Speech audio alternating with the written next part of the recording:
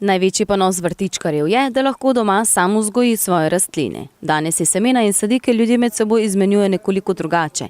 Po celi Sloveniji so namreč organizirana društva, kjer je izmenjava semen ter sadik brezplačna in poteka po principu daj, dam.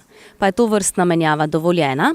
V Sloveniji je izmenjava semen in sadik dovoljena. Torej, kadar ne gre za prodajo, ampak za izmenjavo, je to dovoljeno.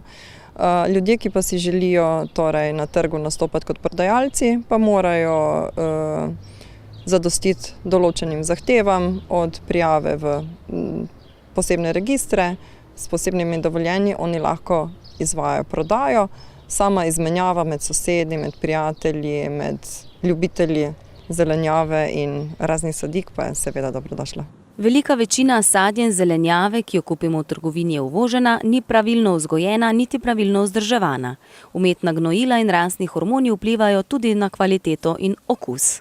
To ima zelo velik vpliv, ravno zaradi tega, ker s tem hrani rastline, ki pač seveda posledično tudi zelo hitro zrastajo, ampak ker so zelo malo časa v zemlji in največkrat tudi niso gojena na sončni svetlobi, imajo za človeško telo veliko stranskih učinkov. Zato je pri domačih vrtičkarjih toliko bolj kvalitetna zelenjava, saj so semena pravilno vzgojena. Mi ne uporabljamo nobenih gnojil, nobenih škropiv, zato ker sadimo zelenjavo v kompost.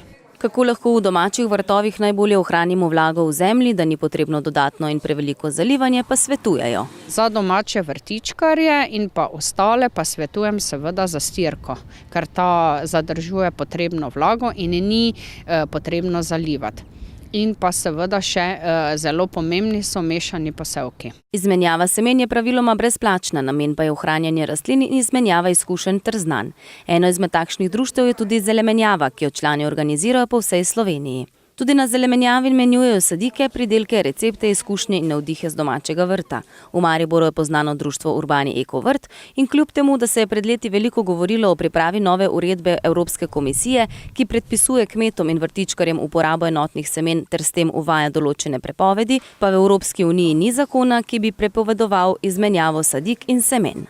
Ne, Evropska unija ne zahteva, da se izmenjava ne bi izvajala. Kljub temu, da je dandanes ponudba sadik in semen v kmetijskih in vrtnarskih trgovinah izjemno pestra, pa v ospredje vedno bolj prihaja ozaveščenost ljudi, da je najboljša zelenjava tista, ki je pridelana doma. S svojimi sadikami lahko naredimo sortni izbor začimnic in zelenjave, ki jo želimo na svojem vrtu, in z lastnimi sadikami nismo odvisni od drugih ponudb.